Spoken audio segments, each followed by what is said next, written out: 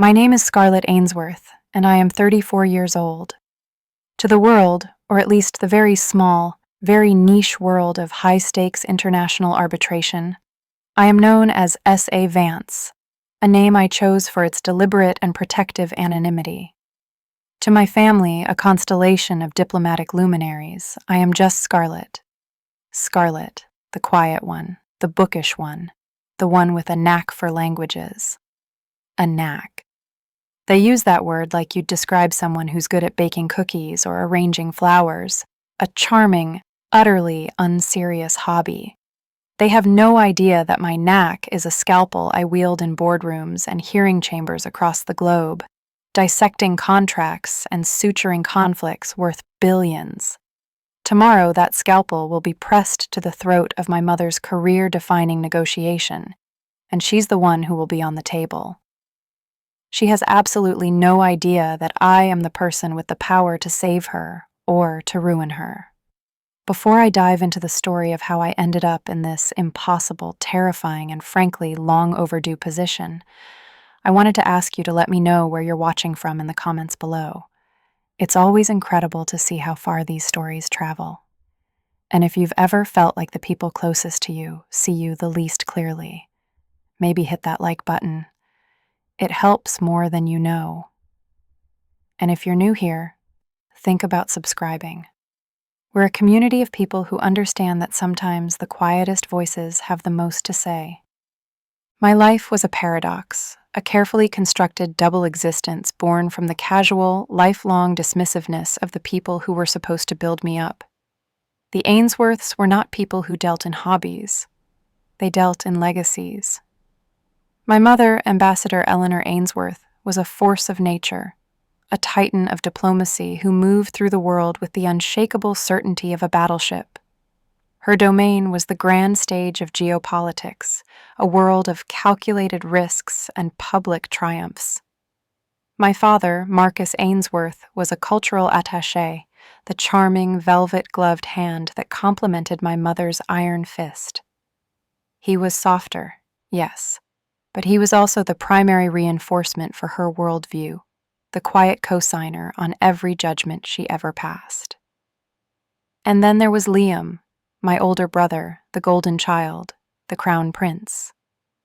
Liam had followed a path paved with parental approval, a straight, shining line from an Ivy League education to a lucrative career in international finance.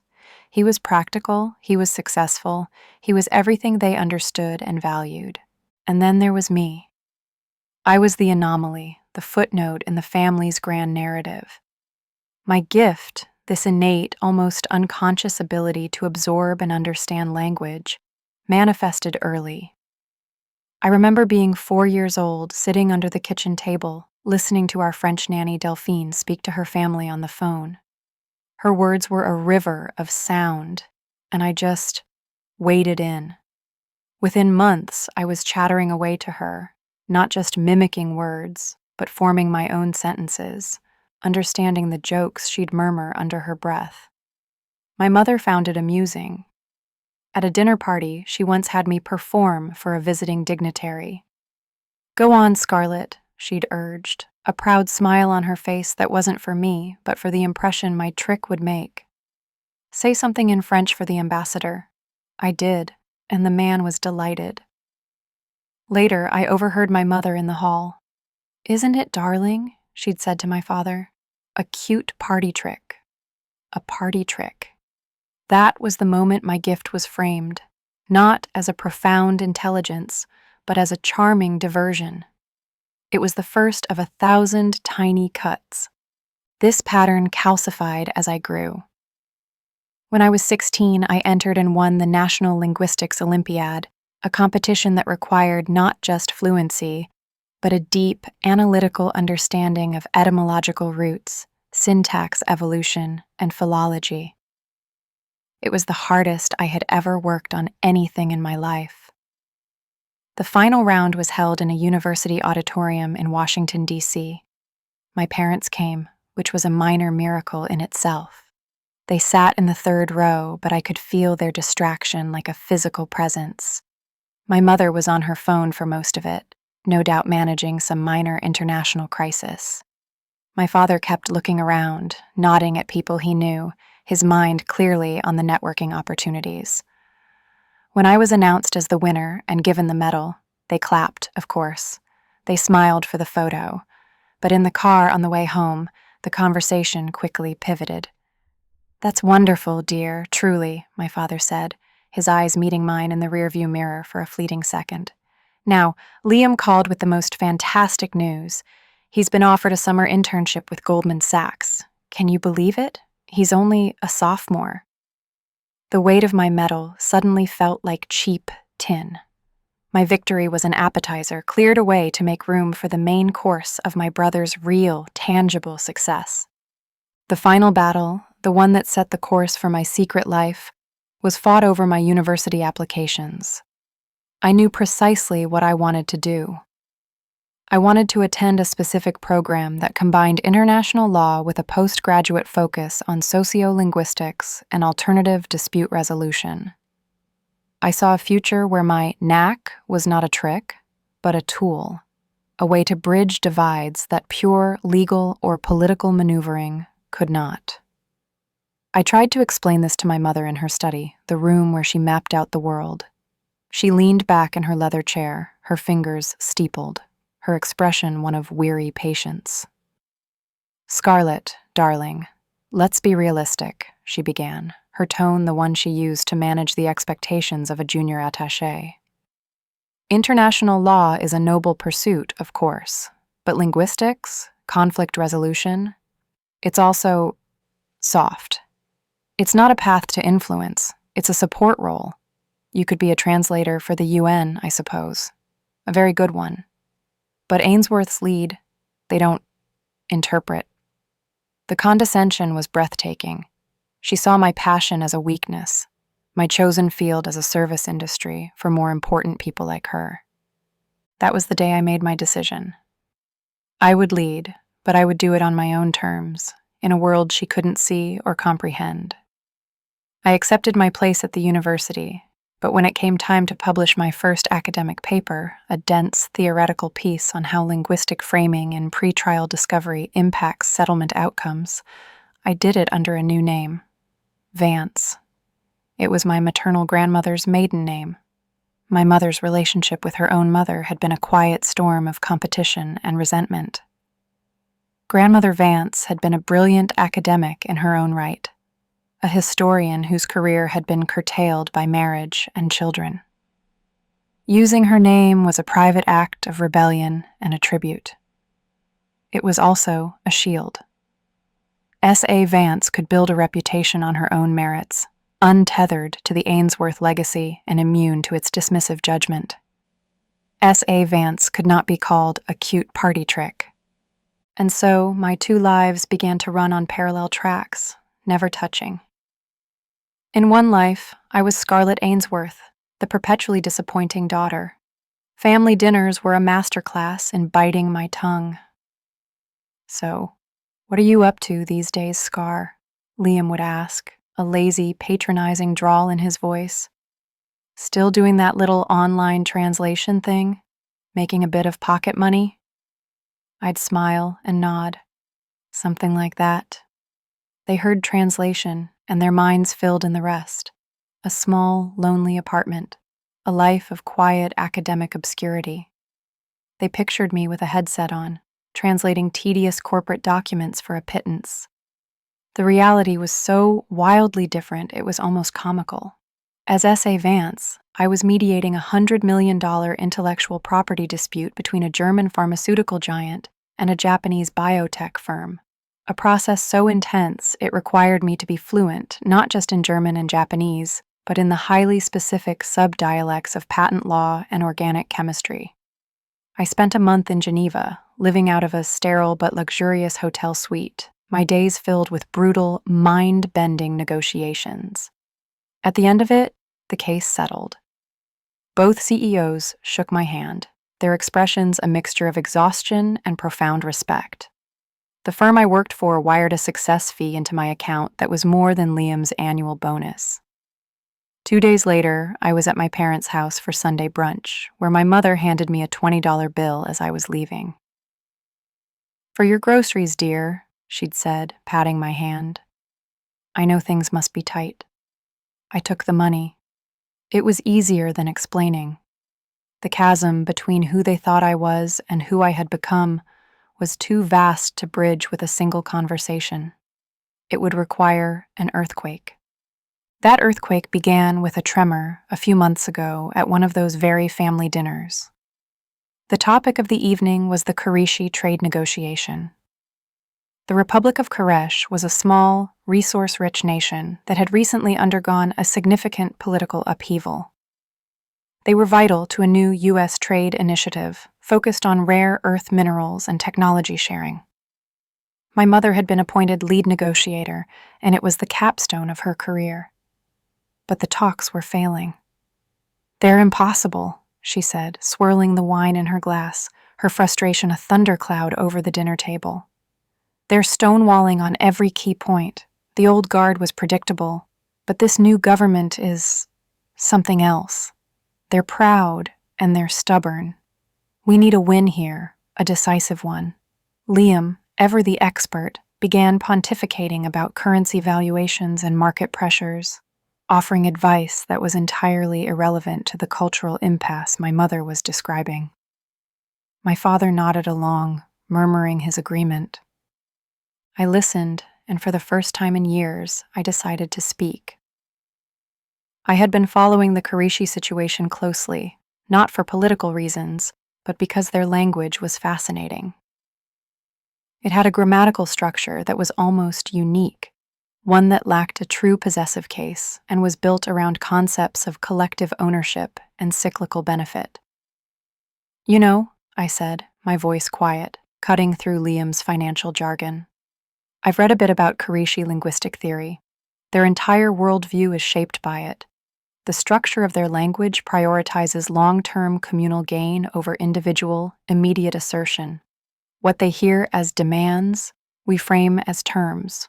What we see as concessions, they see as a severing of a potential future partnership. Maybe if you reframed the intellectual property clauses not as something they have to give up, but as a seed for a shared future harvest." I didn't get to finish. My mother set her wine glass down with a sharp click. Her eyes, which had been focused on the middle distance, sharpened on me with laser-like intensity. But it wasn't the intensity of interest. It was the intensity of annoyance, of a great mind being bothered by a buzzing fly. "Scarlett, please," she said, her voice dripping with a weary condescension that was 1,000 times more painful than outright anger. "This isn't one of your university debate clubs. This is real-world statecraft with billions of dollars and national security on the line. Let's leave the strategy to the professionals, shall we?"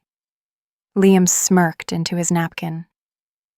"Yeah, Scar," he added, unable to resist. "Stick to the grammar." The hot flush of shame was instant and sickeningly familiar. It was the feeling of being 6 years old again, a party trick trotted out and then put away.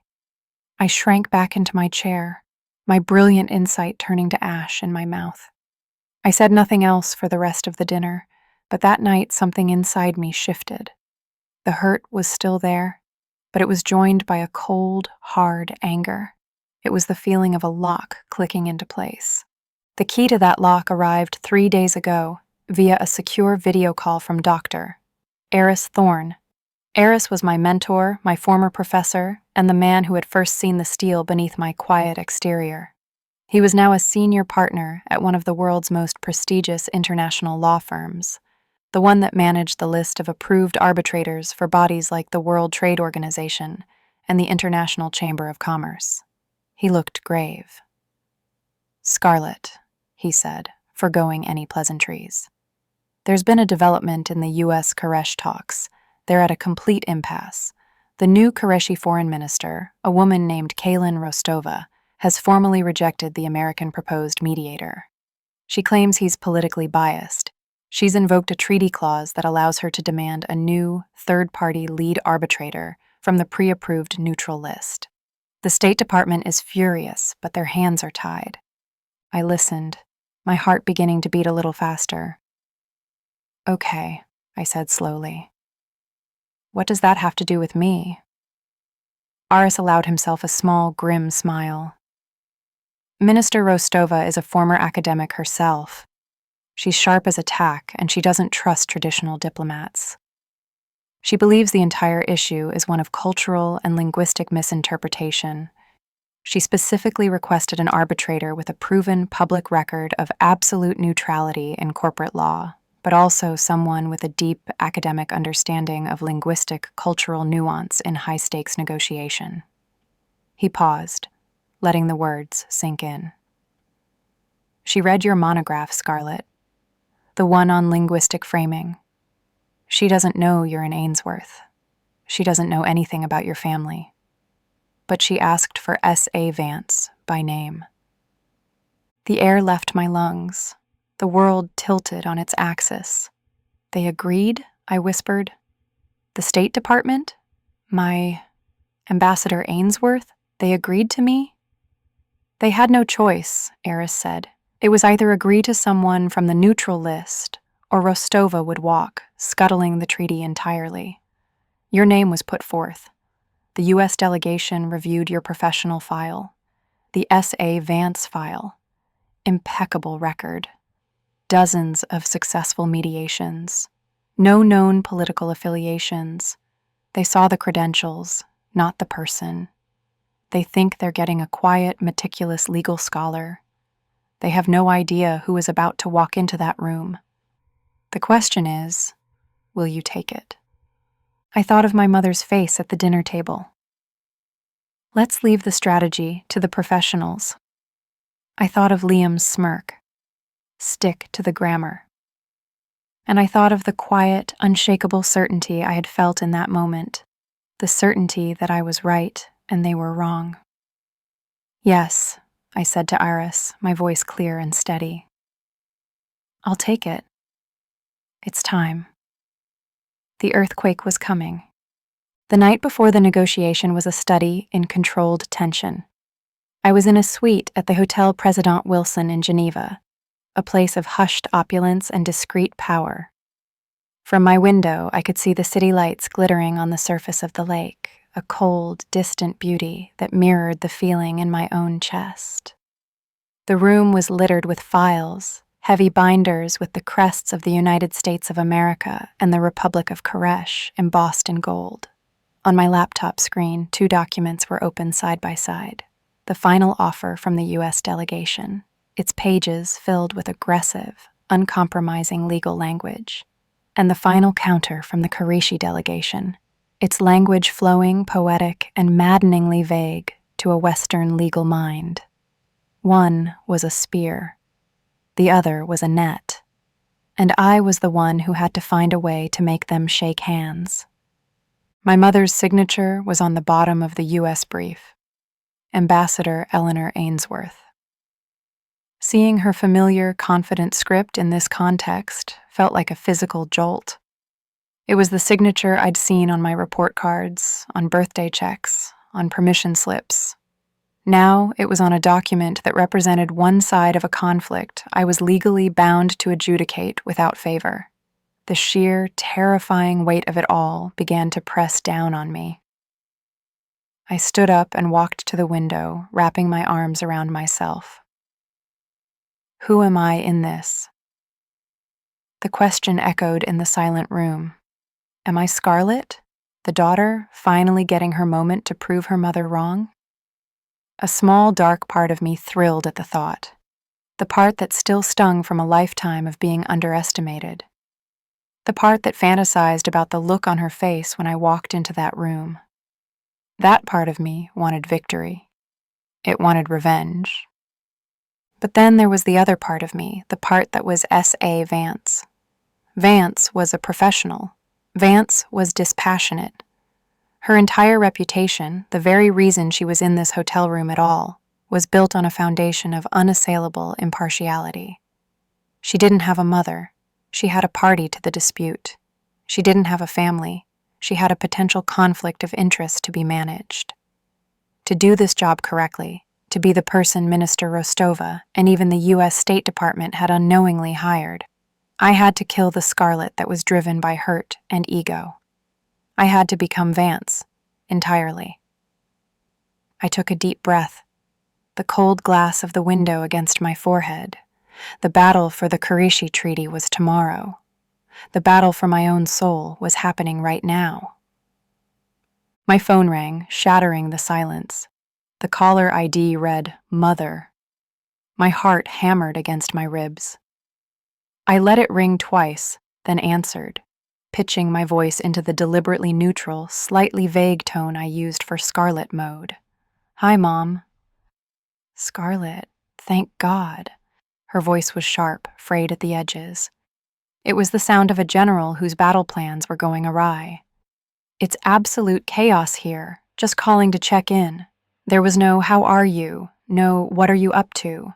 There never was when she was in crisis mode. The conversation was a conduit for her stress, and I was the empty vessel she poured it into. This whole negotiation is on a knife's edge. The Kurishi are trying to pull a fast one, forcing this new arbitrator on us. Some academic named Vance. We've looked at the file. No real-world political experience. All corporate law. It's a classic move to install an unknown quantity, someone they think they can manipulate. I stared at my reflection in the dark window. An unknown quantity. She had no idea. "I swear these people live in an ivory tower," she continued, her voice rising with frustration. "They read their books and write their little papers, but what do they know about the pressure, the real stakes? This Vance is probably some dry, boring spinster with a dozen cats who's never had to make a decision that mattered in her life." The irony was so thick it was suffocating.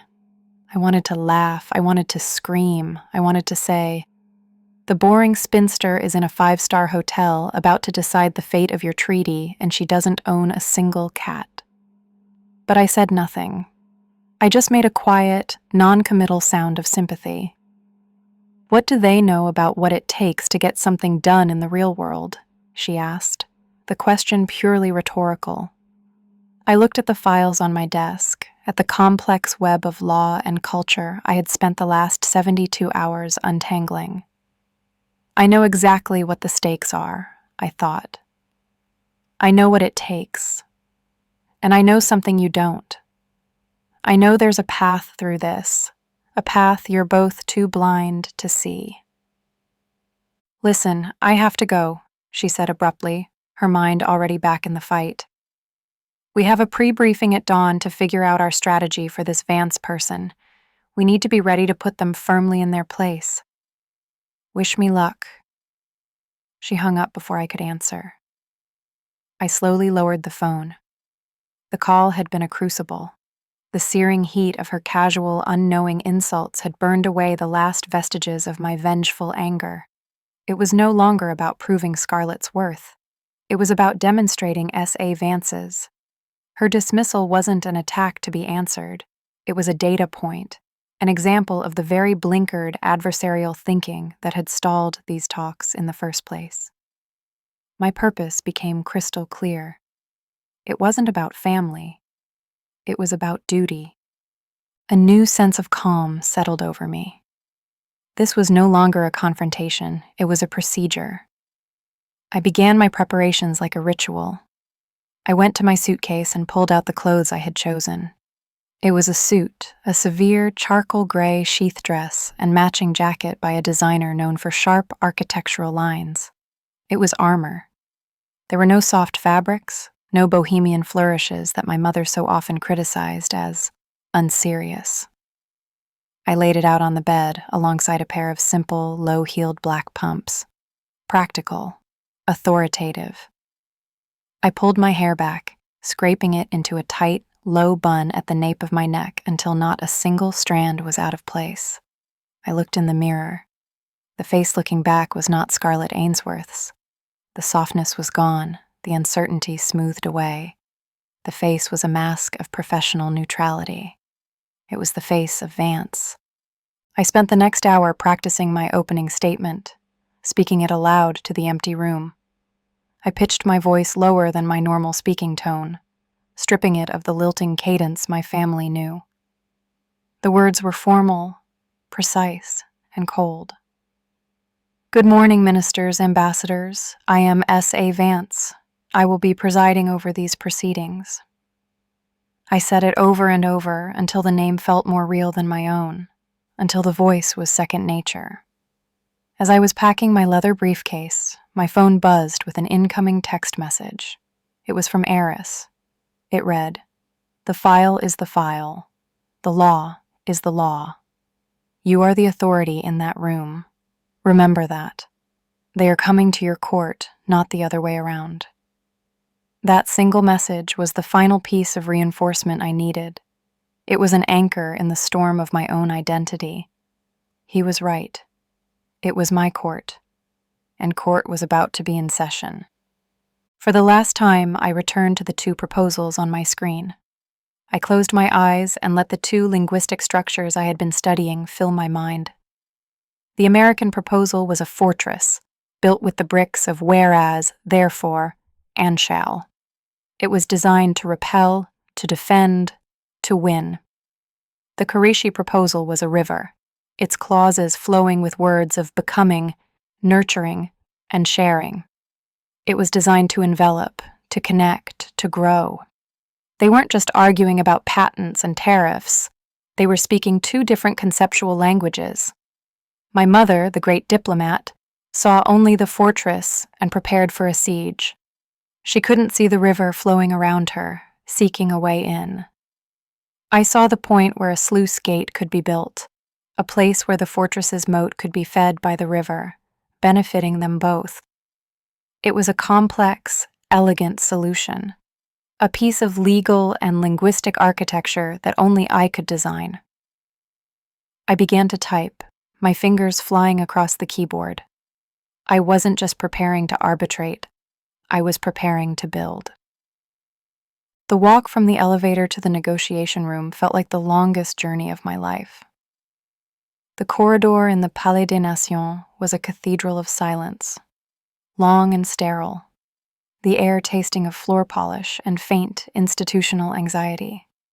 My footsteps, clad in their sensible, authoritative pumps, were the only sound echoing softly on the marble.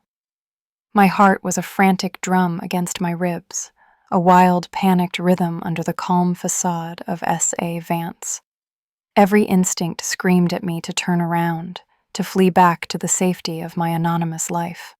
But my legs kept moving forward, one foot in front of the other, carrying me toward the point of no return. A security guard at a checkpoint at the end of the hall checked my credentials against a list on his tablet. He nodded, his face impassive. "This way, Arbitrator Vance." He gestured toward a set of heavy, polished oak doors. This was it. There was no going back. I took one final deep breath, held it, and pushed the door open. The room was exactly as I had pictured it. A long mahogany table gleaming under recessed lighting, water glasses and notepads set at precise intervals. On the right side sat the Qureshi delegation, a line of sober-faced men and women, led by a striking woman with silver hair and intelligent, watchful eyes, Minister Kaylin Rostova. On the left sat the Americans. My mother, Ambassador Eleanor Ainsworth, was at the head of her side of the table, leaning in, speaking in a low, intense voice to her deputy. My father, Marcus, was seated slightly behind her in his designated cultural advisory role, looking polished and vaguely ornamental, as always. He was the first to see me. He had been looking toward the door, a faint, polite smile of greeting already forming on his face for the arriving arbitrator. The smile froze, then collapsed. His face drained of color, his mouth falling slightly open in an expression of pure, uncomprehending shock.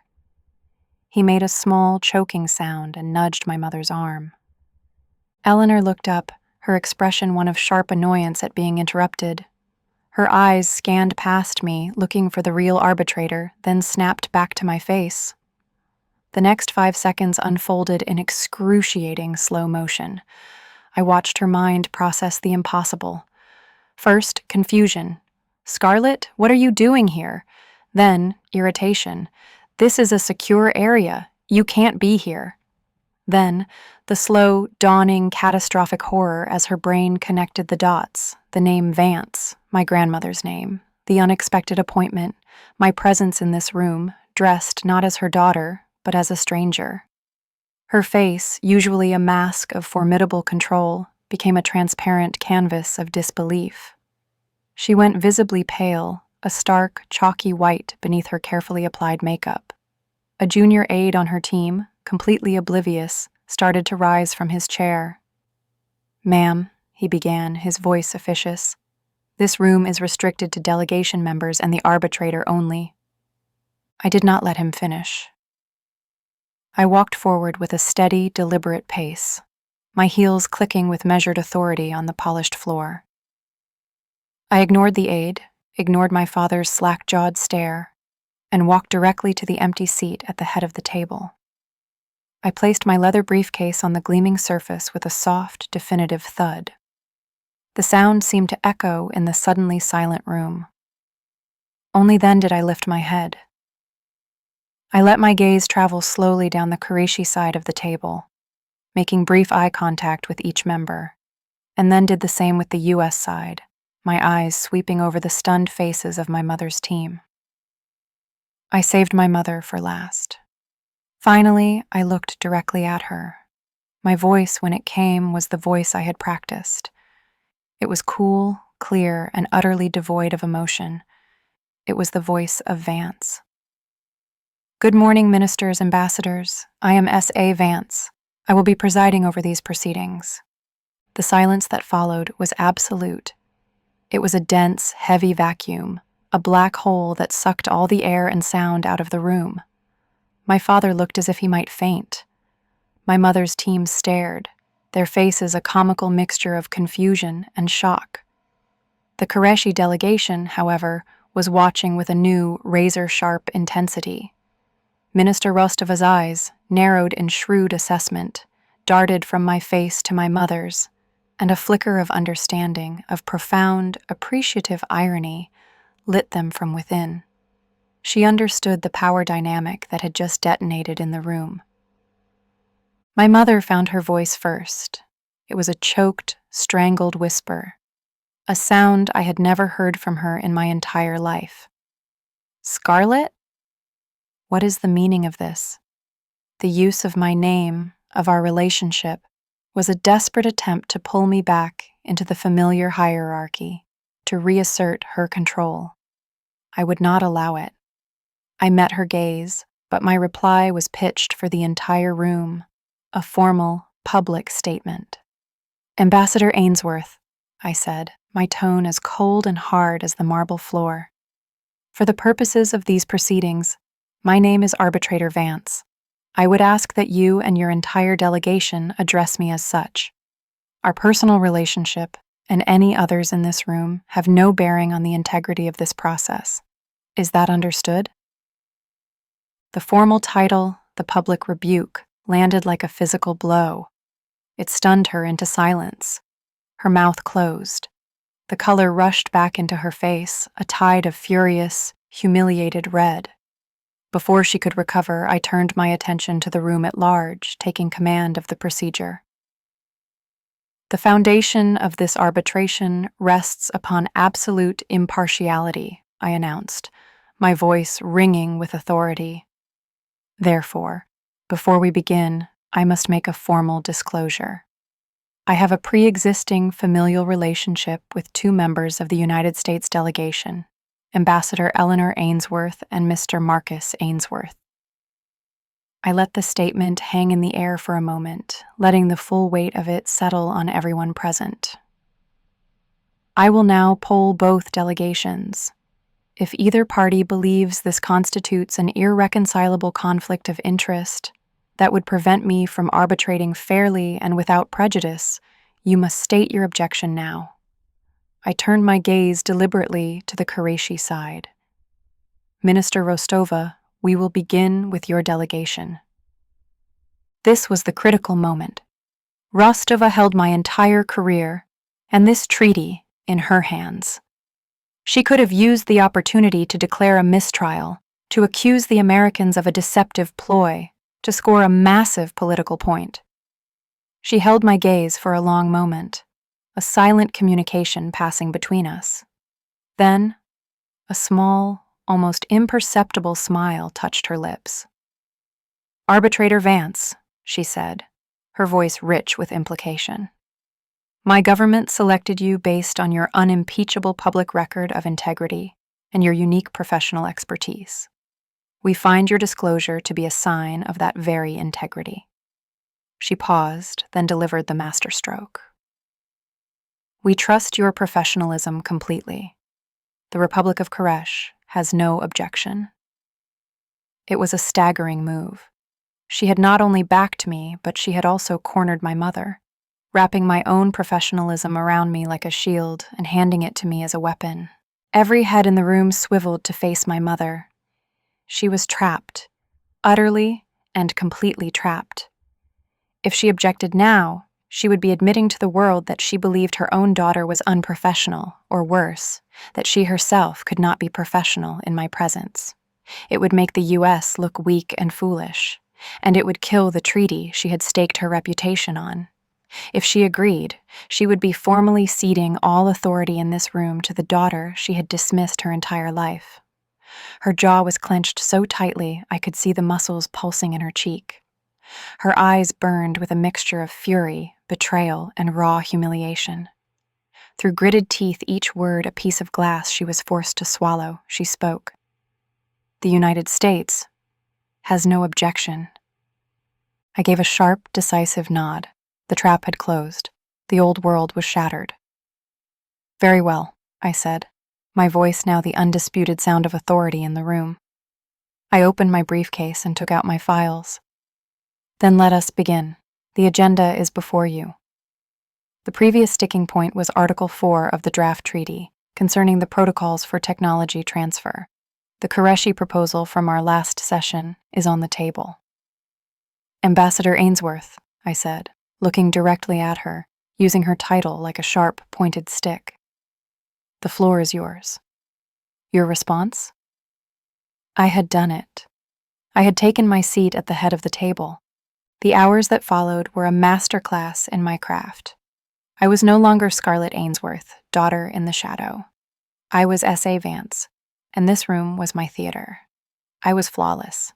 Every action, every word was calculated for maximum effect, designed to steer the two monolithic, adversarial parties away from the rocks of their own rhetoric. I was firm, dismantling emotional arguments with cold logic. I was fair, giving equal time and weight to both sides, even when my own instincts screamed with the knowledge of where the U.S. position was flawed. I was utterly in command. Early in the session, my mother, recovering some of her characteristic fire, attempted to launch into a grandstanding political speech about American innovation and global leadership. I let her get about 30 seconds in before I raised a hand, a small, quiet gesture that somehow silenced her mid-sentence. "Ambassador," I said, my voice soft, but carrying the unyielding weight of the gavel. "Thank you. Let us endeavor to stick to the specific legal and commercial facts of the proposal before us. The political context is well understood by all parties."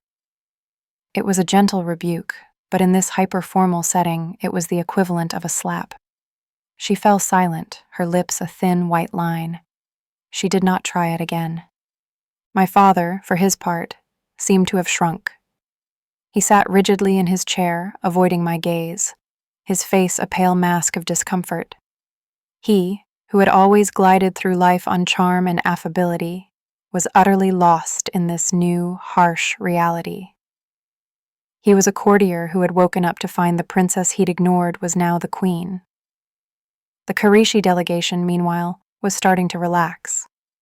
They saw that I was not a puppet, that I was genuinely neutral, and more importantly, that I understood them. At one point, Minister Rostova's legal counsel was struggling to explain a nuanced point about communal intellectual property rights. a concept that the American lawyers simply could not grasp, viewing it as a thinly veiled attempt at theft. I stepped in. "If I may, I believe I can reframe this," I said. "Ambassador, your team is viewing this through a lens of ownership as a finite object. Minister Rostova's proposal, if I understand the Kurishi legal tradition correctly, views it more like a stewardship of a river.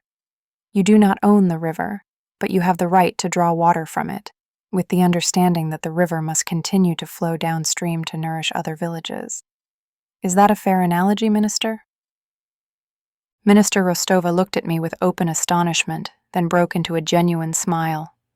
"Arbitrator Vance, that is, perfectly put, more accurately than I could have expressed it in English myself." The American lawyers still looked skeptical, but for the first time a flicker of comprehension crossed their faces. I had translated not just the words, but the entire conceptual framework. I was using my knack as a precision instrument, and with every passing minute my mother was being forced to witness the power of the very thing she had so long belittled. At 1 o'clock, I called for a 90-minute recess for lunch. "We will reconvene at 2:30 sharp," I announced, gathering my papers. As the delegations began to file out, murmuring amongst themselves, my mother remained seated, her hands clenched on the table in front of her. My father hovered by her side, looking helpless. The moment the door clicked shut, leaving the three of us alone in the vast, silent room, she turned on me. "Scarlett," she hissed, her voice a venomous whisper. "We need to talk. Now." The mask of the ambassador was gone, replaced by the face of a furious, wounded mother. "How could you do this?" she demanded, her voice shaking with rage. "How could you deliberately, calculatedly humiliate me in front of my team? In front of a foreign government, using your grandmother's name? It's a monstrous betrayal." I had prepared myself for this. I met her fury not with anger of my own, but with a quiet, bone-deep weariness.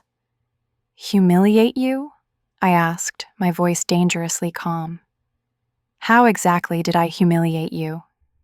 By being competent? By being good at my job?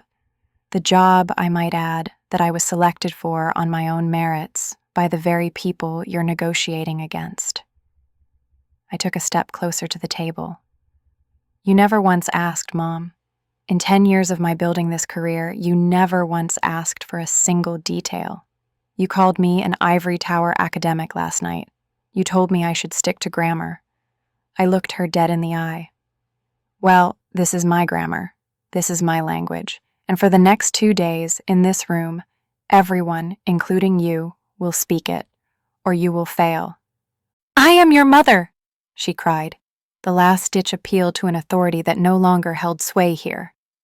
"And I countered, my voice as cold and sharp as breaking ice, "am the arbitrator. And if you cannot separate those two facts, I will be forced to ask the U.S. delegation to appoint a new lead negotiator for the remainder of these talks to preserve the integrity of the process. I assure you, I have the authority to do so." I let the threat, which was not a bluff, hang in the air between us. "The choice is yours, Ambassador." I saw the fight go out of her eyes, replaced by a look of utter, stark defeat. She knew I was right. She knew I held all the cards. Without another word, I turned and walked out of the room, leaving her and my father alone in the wreckage of their long-held assumptions. During the break, as I was eating a solitary sandwich in my hotel suite, my phone rang. It was Liam. His voice was frantic, almost hysterical. "Scarlett? What in God's name is going on? Dad just called me. He sounded like he was having a heart attack. He said you're in Geneva? That you're running the Kurishi meeting." I could hear the disbelief, the utter cognitive dissonance in his voice as he tried to reconcile the sister he thought he knew with the person his father had just described. "Hello, Liam," I said, my voice even. "Yes, that's correct. But how?" he stammered. "That's Mom's deal. that's a major international negotiation. You can't just walk in and... He was blustering, trying to fit this new reality into the old, comfortable box where he was the successful one and I was the quirky, irrelevant little sister. I was done with that box. I was appointed by both parties as the lead arbitrator, Liam, I said, cutting through his confusion with a simple statement of fact. Then I did something I had never done before in my life. I asserted my own importance. I'm very busy right now. I have to prep for the afternoon session. I'll talk to you after the treaty is signed. And before he could respond, I ended the call. The silence that followed felt like a revolution. It was the sound of a boundary being drawn, a door being closed. It was the sound of my own power. The next 2 days were a grueling marathon of diplomacy and legal strategy. I worked the 2 delegations with a relentless, impartial focus. I drove them hard, pushing past their entrenched positions, forcing them to confront the weaknesses in their own arguments. The breakthrough came on the final afternoon. Using the Joint Innovation Trust framework I had conceived in my hotel room, I drafted a new comprehensive clause for Article 4.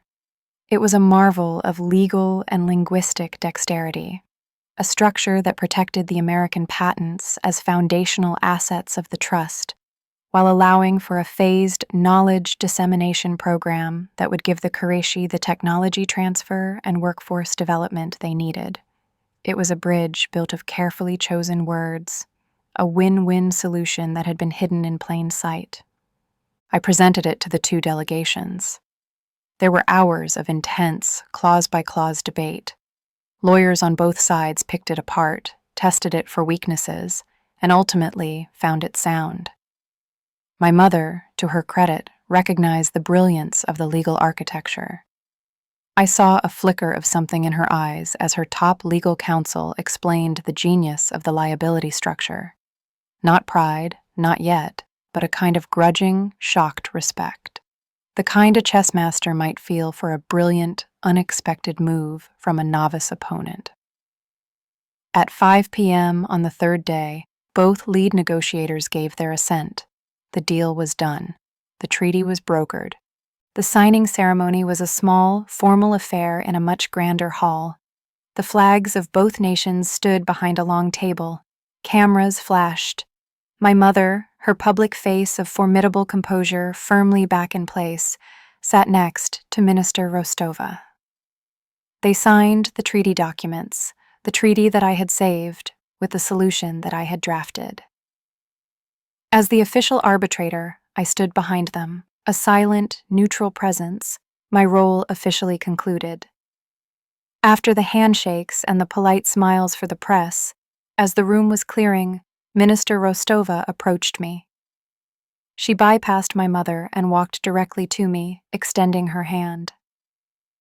"Arbitrator Vance," she said, her smile warm and genuine, "my government and my people are in your debt." I have been in a great many negotiation rooms in my life, but I have rarely witnessed such artistry. It was an honor. This praise, coming from this powerful, intelligent woman who had seen my value from nothing more than a few pages of academic writing, meant more to me than a lifetime of the conditional approval I had once craved from my own family. It was pure, untainted validation. A week later, I was back in my own apartment. An email arrived from my mother. It was uncharacteristically brief. "Dinner tomorrow night? Just us. Let me know." We met at a quiet restaurant, a neutral ground. The tension between us was a third presence at the table. After we ordered, she folded her hands and looked at me, her eyes stripped of their usual armor. "I looked you up," she said, her voice quiet. "S.A. Vance. The articles you've published, the case histories, the awards. I read about the Singapore shipping dispute you mediated. I had no idea, Scarlett." She looked down at her hands. I had no idea. She paused, and then asked the question that I knew was coming. "Why didn't you ever tell us?" I took a sip of water, considering my answer. The old Scarlett would have been angry, would have listed every slight, every dismissal. The new me felt only a sense of calm clarity. "Would you have listened?" I asked, my voice gentle but firm. "If I had tried to explain the complexities of my work, would you have truly heard me? Or would you have patted my hand and told me it was a nice hobby before changing the subject to Liam's latest promotion?" The question hung in the air between us, unanswerable because we both knew the answer. There was a long silence. Finally, she looked up, and for the first time, I saw not a diplomat or a titan, but just my mother, looking lost. "I don't know," she whispered, and that admission was more honest than anything she had said to me in years. "I'm not angry anymore, Mom," I said, and I was surprised to find that it was true. I don't need an apology. I just needed to do my work, and it turns out I'm very good at it. It was not a plea for recognition. It was a statement of fact. It was the new foundation upon which our relationship would have to be rebuilt. That dinner changed everything. The dynamic in my family is fractured, but in a way that might allow it to heal into something stronger, more honest. The casual dismissiveness is gone, replaced by an awkward, cautious respect. My father and brother seem almost afraid of me now. They don't know how to talk to me. I have become an unknown quantity to them once more, but this time it is on my terms. The old hierarchy is broken, and we are all still finding our footing in the new world I created.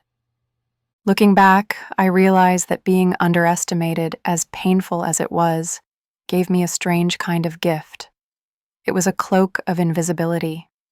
Underneath it, free from the crushing weight of my family's expectations, I was able to build a life and an identity that were truly my own. I spent so many years thinking I needed their applause to feel worthy, but the truth is, my value was never up for their negotiation. I just had to be the one to finally recognize it. The power was mine all along. I just had to learn how to claim it. Thank you so much for joining me and for listening to my story. It's a strange thing to have a life-changing moment that almost no one in your life will ever truly understand. Have you ever been underestimated, only to prove everyone wrong in a way they never saw coming? I'd be honored if you shared your story in the comments below. I read every single one. If this story resonated with you, please don't forget to like this video and subscribe to the channel for more stories about finding your own strength. And maybe share this with someone who needs to be reminded of their own hidden power. Remember, sometimes the world needs to see your title before it can truly see your talent. Just make sure you're the one who gets to write it. Thank you again for being here. I wish you all the strength in the world,